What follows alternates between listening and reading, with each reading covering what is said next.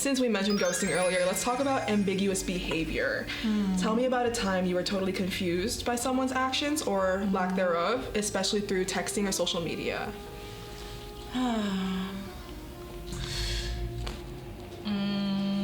Like, did you ever see anything while you were dating someone that made you feel confused in any way? Not really. I think I kind of do that. I mean, I'm not really good at texting, so I feel like if I don't text, or I'm not really good at like communicating over text. That's why I just like calling, is it's hard for me to get my emotion across over texting, because you have to be so careful with your words. Commas and punctuation. Exactly, question marks. But I don't really like texting that much, and I think I confuse a lot of people on like what you think you're confusing. I think I'm confusing. Oh, interesting. Yeah, but I mean, there's been times where like people like don't text me, and then they'll like randomly text me again. I'm like, I thought you were out of my life. I kind of moved on, and then you bring it back up. I think I've been ghosted a lot. Really? Yeah, a fair bit. Not more than the average person, I'd say. What's like the process of getting ghosted feel like? I've never been ghosted, so. It's like, oh, I mean, lucky. You're lucky. But it's kind of just like you're talking, and then they just never respond one day. Even if like the energy's good. Yeah, I've had that happen a lot. Like we're talking back and forth. Sometimes you're having a conversation with them and they don't respond, and obviously like some people get busy, they like have to pick up work, whatever, and they just don't respond again for like months. Like ever again. The weirdest part is like if I think I get ghosted and then they text me back like a week later. Like, what was the point of even responding? Exactly. At that point I'm like, okay, like so like what is it like 3 business days, you're like, nah, I've been ghosted. Yeah, that's what I'm saying. Like, if you haven't texted me within 3 business days, unless you're like, some people are like, oh, I'm like doing a ski trip, blah, blah, blah, I'm not gonna be, as on my phone. Another thing is communication. Like, if you're communicating me that you're busy at certain times, like, I get it. Like, I'm not gonna pressure you to respond to me at all times. But if you don't respond to me for like a week and then just like appear out of nowhere, I'm like, I don't really. Actually, there was a time this girl like didn't really want to see me anymore, and then she like randomly, like I sent her a text, and then she randomly texted me back a couple months later and was like apologizing for something, and I was like, girl, I moved on. Who are you? You know who it is. Do I? Probably, I don't know. That was a little bit ago. Okay. So that's confusing, but I only know April. Yeah, you only need to know April.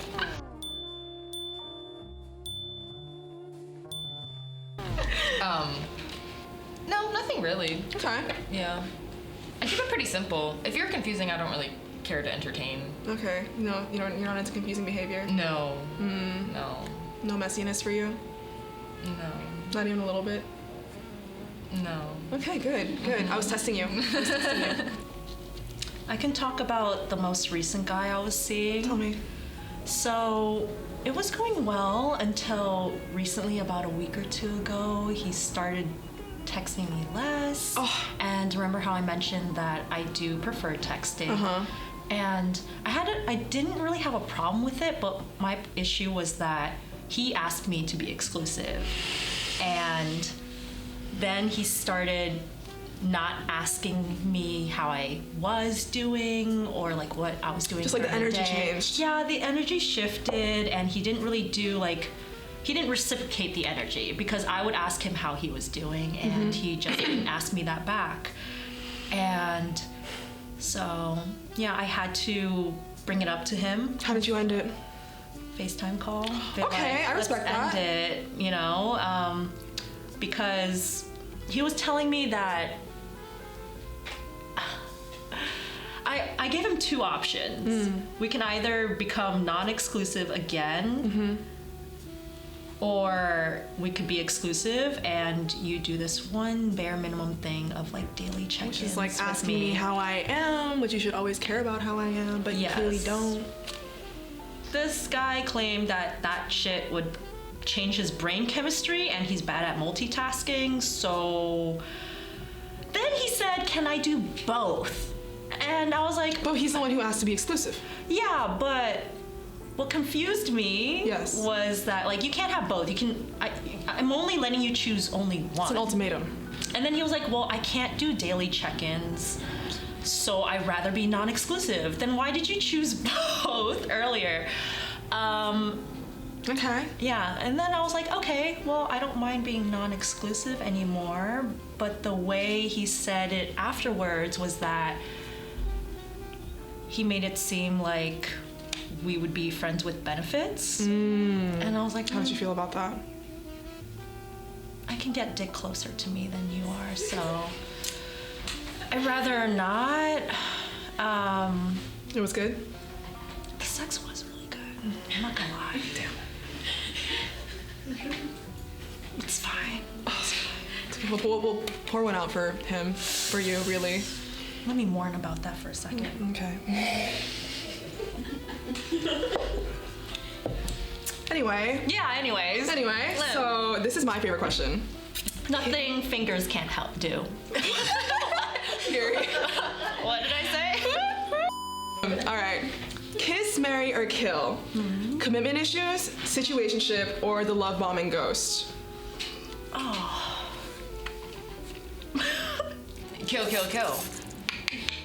But okay, seriously, I would probably kill situationships. They're not even real technically. It's not even a word in the dictionary, so. Wait, kiss, marry, kill. Okay, kill situationships. Kiss, love bombing, and ghost. I would marry commitment issues, just because people can come over their issues. You know, With a little therapy, couple A of little good dates, love. a little love. Yeah, a little kiss. something a little kiss. Probably kill the love bombing ghost. Well, that's the one out of them. I don't like any of them per se, but the love bombing ghost, I've been like on the other side of it, and it just does not feel that good. It's like you're building up all this like emotional investment, emotional energy towards this person, and they just disappear. That's like commitment issues. I feel like most of the time when people have commitment issues, you can see it from not a mile away, maybe like 500 Really? feet. Yeah, or they like tell you like, oh, I'm not ready to commit to a relationship. So you can kind of gauge that in your head, like where you are standing emotionally and like in terms of your relationships. So I was like, I mean, I've had my fair share of commitment issues at times. So I'd probably kiss commitment issues. Okay. Kiss. And I'd marry situationships. Not that I like situationships, but I feel like there should be a time before you're dating and after you've just like gone on a few dates to like really get to know each other and get to know each other as partners. I think people call those situationships now. So but- like absolutely, there's not even like a talking stage. It's just like situationship. So first date, situationship, possibly a relationship. Yeah, it's like a diverging point, right? Diverging You're like, point. This is like the testing phase I see. of the relationship. And then, well, I know some people who are in situationships for like a year. That's not what I'm talking about. That's like a lot. But like 2 or 3 months, you're like talking, trying to get to know each other. Like maybe you become exclusive before you start dating. I think that's like fine. What's the difference between exclusivity and dating though? A label? A label? Is that scary for you? No, it's scary for some people. I like labels, not gonna lie. You like labels? Yeah, it makes things more certain, right? That's true. Like That's true. a bucket in my head. You're Like, what? It's like buckets in my head. Like, Buckets in my head. in my head. What does that mean? There are buckets of a bucket in my head. A bucket in my head. A bucket in my head. A bucket in my head. Bucket in my head. Bucket in my head. Bucket in my bucket in bucket in my bucket. You're what? Buckets in my head. Buckets in my head. Buckets in my head. Buckets in my head. What? Buckets in my head. Buckets in my head. Buckets in my buckets in my head. You're what? Buckets in my head. Buckets in my head. Buckets in my head. Buckets in my head. I like labels, not gonna lie. Buckets. Buckets, buckets, buckets, buckets, buckets, buckets, like Buckets. Buckets. Buckets. Buckets. Buckets. oh, you're my girlfriend. Nice. I know how That to makes it easier for you to compartmentalize. Right. Okay. Buckets. That was horrible. Anyway. Can I kill all of them? No. No. I like. Who wants to marry any of those things? Maybe I'll like kiss situationships. Okay.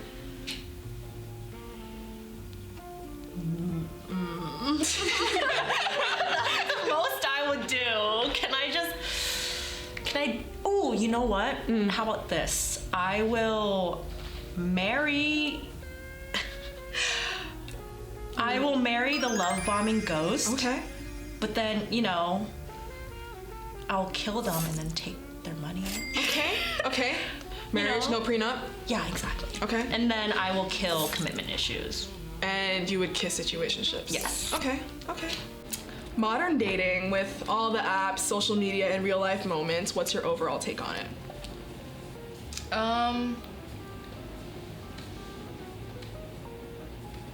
I think it's kind of shitty.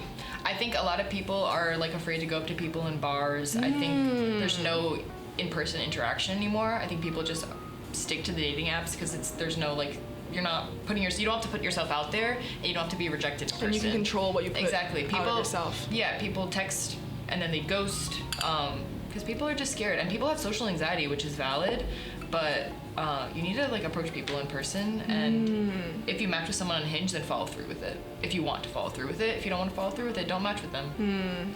Like, why match if you're not even gonna talk to me? Exactly.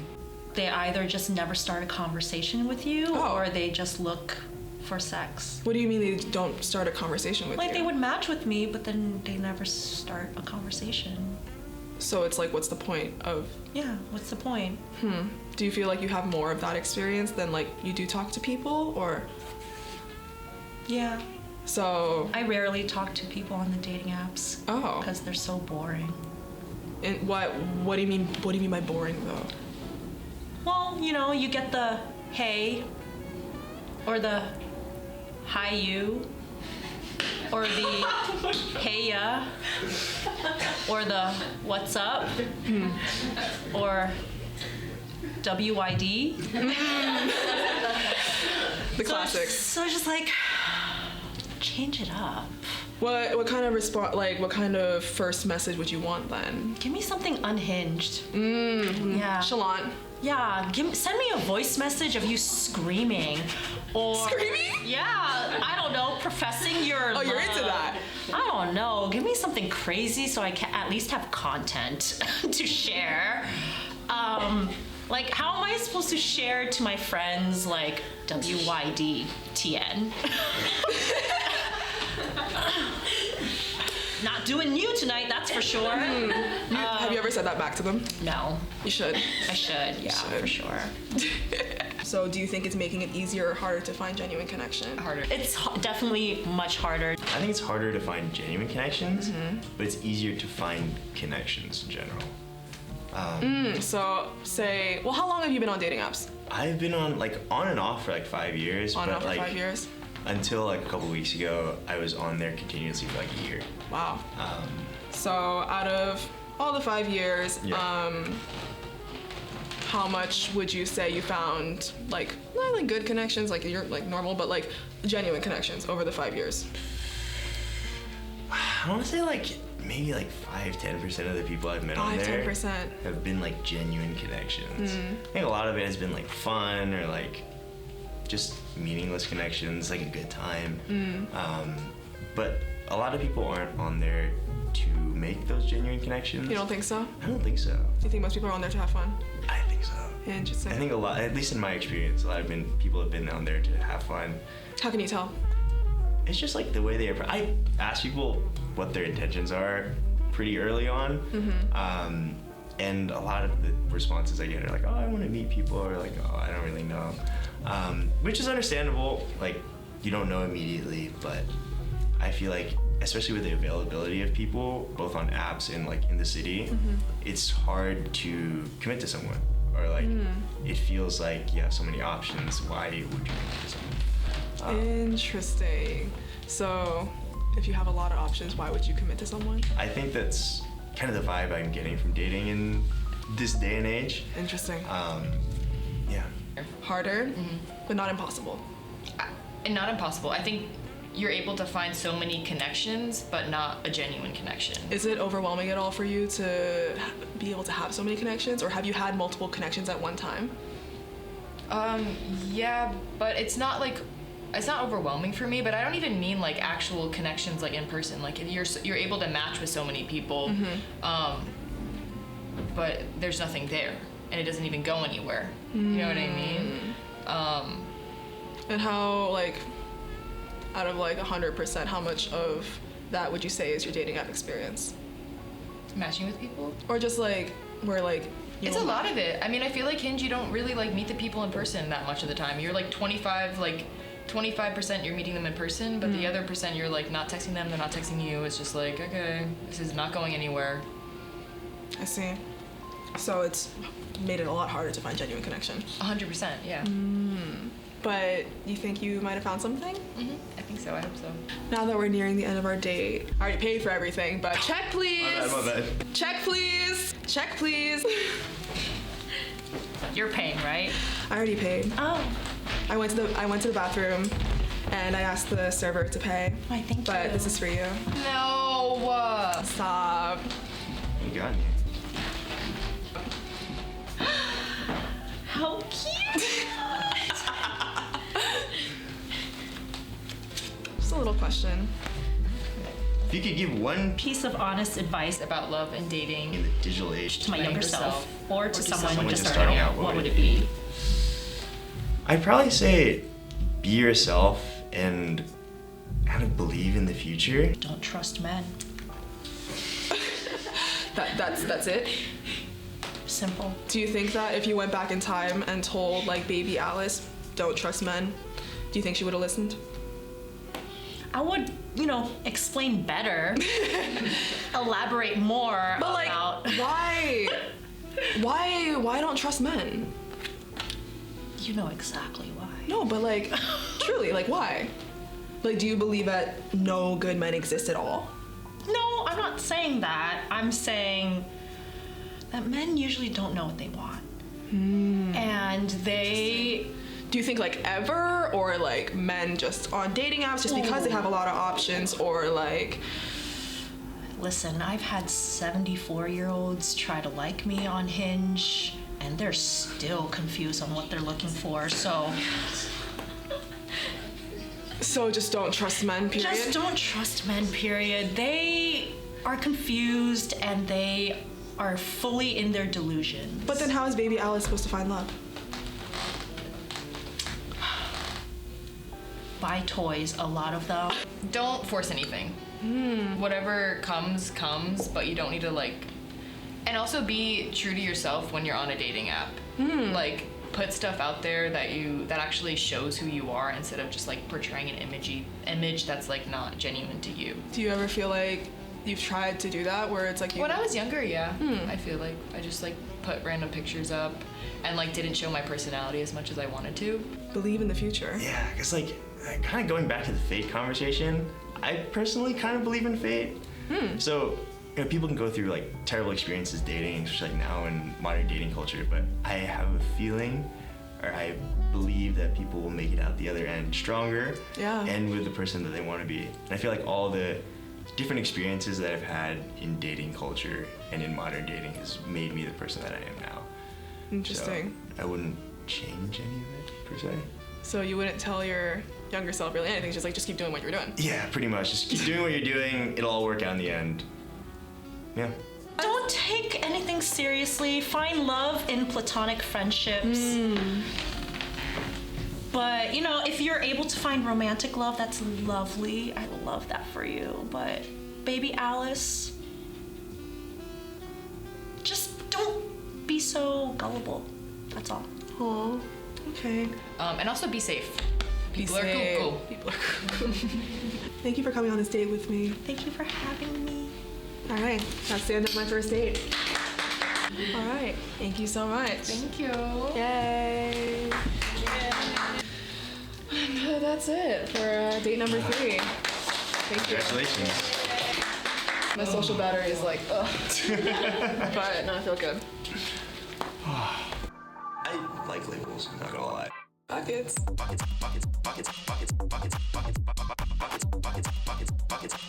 was horrible. My head.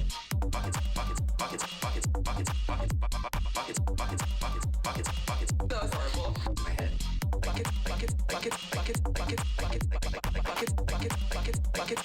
Oh, you're my girlfriend.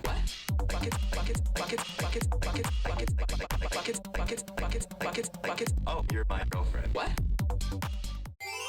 Hello, it is Cupid again, and if you've made it this far and watched all the episodes, personal kisses to you, because I honestly don't think anyone's gonna be that interested in this. However, since you're here, come here, I have a secret to tell you.